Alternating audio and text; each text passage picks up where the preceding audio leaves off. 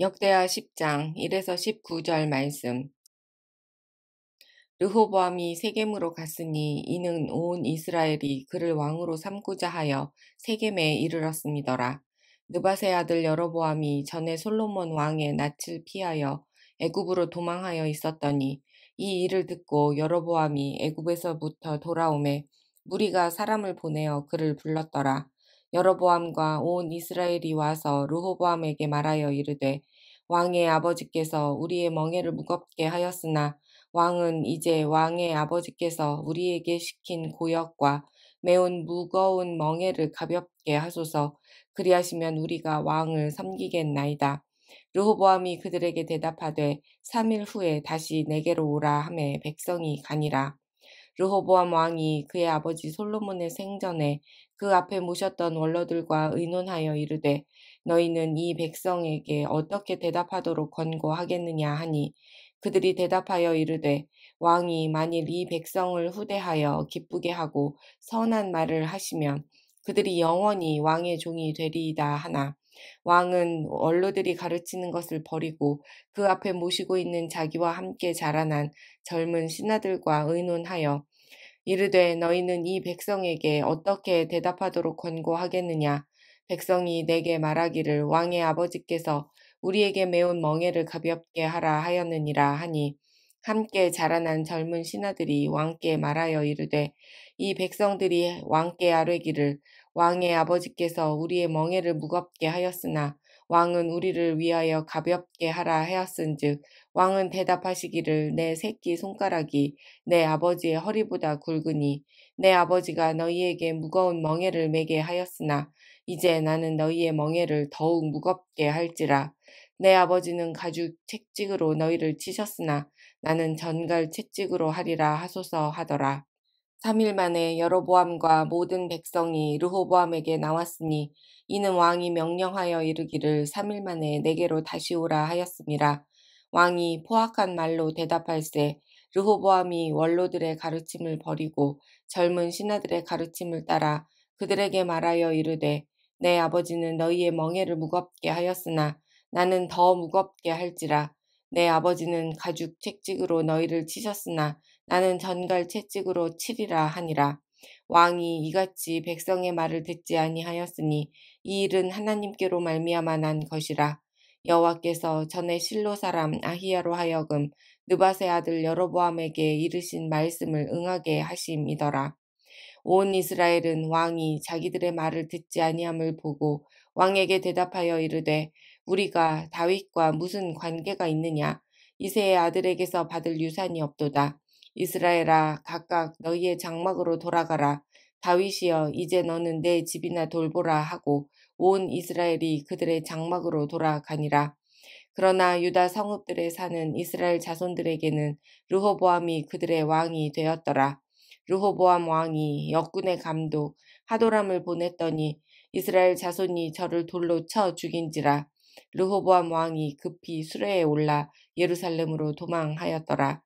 이에 이스라엘이 다윗의 집을 배반하여 오늘날까지 이르니라. 아멘.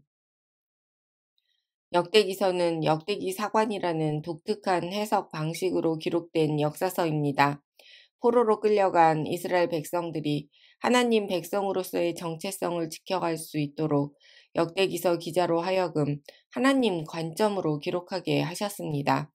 오늘 본문 역시 솔로몬에 이어 왕위를 계승한 르호보암의 사건을 단순히 정치적 사건으로 해석하지 않습니다. 하나님께서 다윗과 맺으신 언약의 관점에서 르호보암의 행적을 평가합니다. 본문 15절 말씀입니다.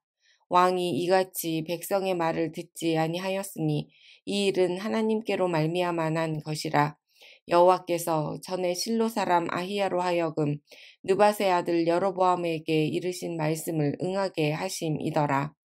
르호보암은 무거운 세금과 부역을 경감시켜 달라는 백성들의 요구를 거절하고 오히려 더 포악한 말로 대응합니다. 결과적으로 10지파가 등을 돌려 솔로몬의 신하였던 여로보암을 왕으로 삼아 분열되고 맙니다. 이 사건은 르호보암 통치 행위의 결정적 실수였지만 성경은 이 일이 하나님께로 말미암아 난 것이라고 기록합니다. 이스라엘의 분열은 이미 솔로몬의 우상 숭배와 불순종으로 인한 하나님의 심판이 실제 역사 속에서 이루어진 것이기 때문입니다. 역대기 기자는 역사를 단순한 사건의 나열로 기록하지 않습니다. 역사는 하나님의 언약의 성취 과정이기 때문입니다.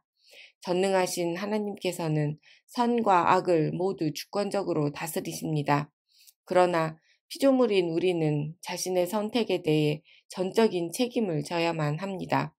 포로 생활을 하고 있는 이스라엘의 후손들은 르호보암의 어리석은 선택의 결과로 이스라엘은 분열되었을 뿐만 아니라 하나님의 심판인 것을 반드시 기억해야 했습니다. 오늘날 일어나는 많은 사건들을 바라보는 우리의 관점의 기준은 어디에 있습니까? 하나님의 백성은 주변에 일어나는 사건들이 켜켜이 쌓여 이루어진 역사를 단순히 땅의 관점으로만 해석해서는 안 됩니다. 모든 일은 반드시 하나님의 약속과 섭리 안에서 이루어진다는 하늘의 관점으로 해석해내야 합니다.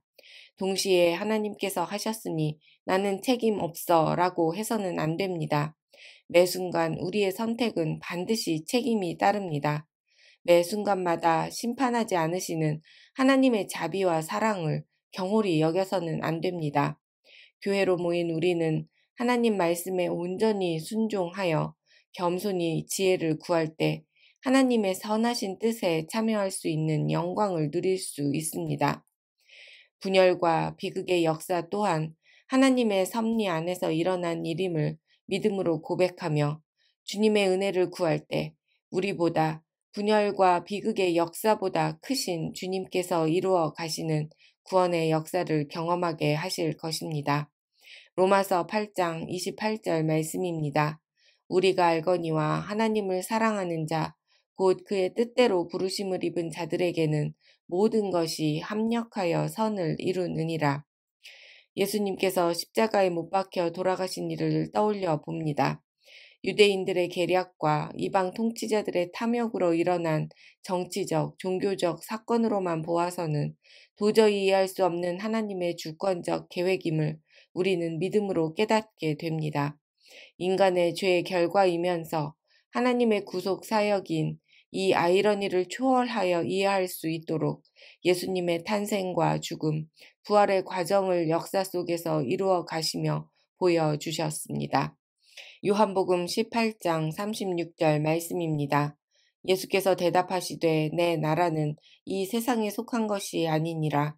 만일 내 나라가 이 세상에 속한 것이었더라면 내 종들이 싸워 나로 유대인들에게 넘겨지지 않게 하였으리라. 이제 내 나라는 여기에 속한 것이 아니니라. 다윗 왕국은 분열되었고 결국 제국의 칼에 패망하였습니다. 수많은 세상 권력이 흥망성쇠를 거듭하였습니다. 그러나 우리 주님께서 다스리시는 하나님의 나라는 영원히 보존될 것입니다.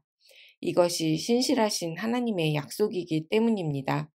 우리를 둘러싼 죄악의 역사는 반드시 그치고 구원의 역사가 성취될 것임을 믿음으로 고백하는 날 되기를 간절히 소망합니다.